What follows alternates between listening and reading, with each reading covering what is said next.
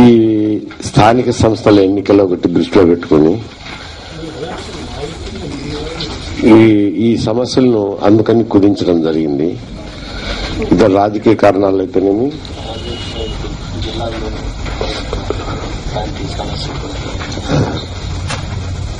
స్థానిక సంస్థల ఎన్నికలు ఆధారంగా జిల్లా సదస్సులు జరుగుతున్నాయి కదా, అందువల్ల ఒకరోజు కుదించాం. రాష్ట్ర వ్యాప్తంగానే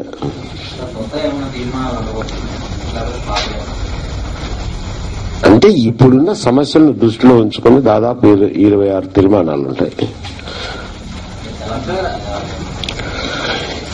ఇప్పుడు రాజకీయ తీర్మానంలో ఉంటాయి కదా, అందులో రాజకీయ తీర్మానంలోనే అవి ఉంటాయి. దాదాపు మేము పిలుపు ప్రకారము దాదాపు 8,000 మంది అవుతారు, 10,000 మంది వస్తారు అనుకుంటున్నాం.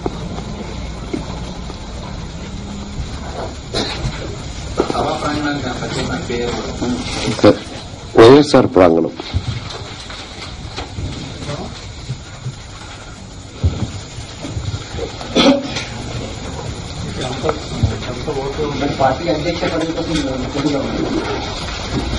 ఏమో ఆ ప్రక్రియ మొదలైనప్పుడు కదా తెలిసేది, ఇప్పుడే ఎట్లా చెప్పగలను.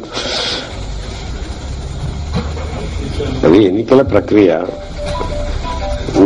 ఎన్నికల అధికారిగా ఆయన ఉన్నారు, ఆయన ప్రక్రియ అనౌన్స్ చేస్తారు. అనౌన్స్ చేసిన తర్వాత దాన్ని బట్టి కదా అంట.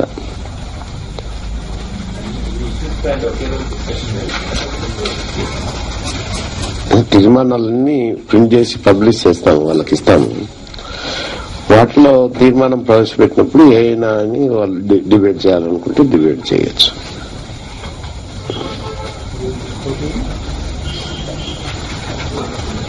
లేకపోతే మూజువానిగా ఆమోదించవచ్చు. వాటిలో అభ్యంతరాలు గాని సలహాలు గాని ఏమున్నా గాని సూచించవచ్చు.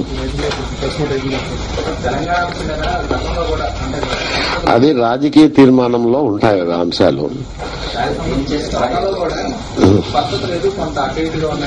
మీకు స్పష్టత లేకపోవచ్చు, మాకైతే పార్టీకి అయితే క్లియర్ గా స్పష్టత ఉంది.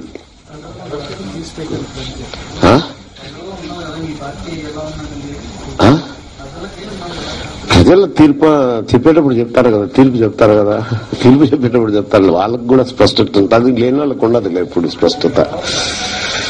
స్పష్టత లేకుండా ఎట్టుంటుంది, ఒక తీర్మానం అన్నాక స్పష్టత ఉంటుంది.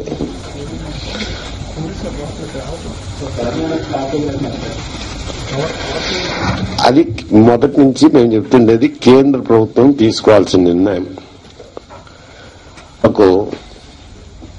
కొత్త రాష్ట్రాలు ఏర్పాటు చేయాలన్నా, ఉన్న రాష్ట్రాలను విభజించాలన్నా, ఏదైనా కానీ రాజ్యాంగం ప్రకారము కేంద్ర ప్రభుత్వానికి అధికారం ఉంది. అధికారం ఉన్న ప్రభుత్వం నిర్ణయాలు తీసుకోవాల్సింది.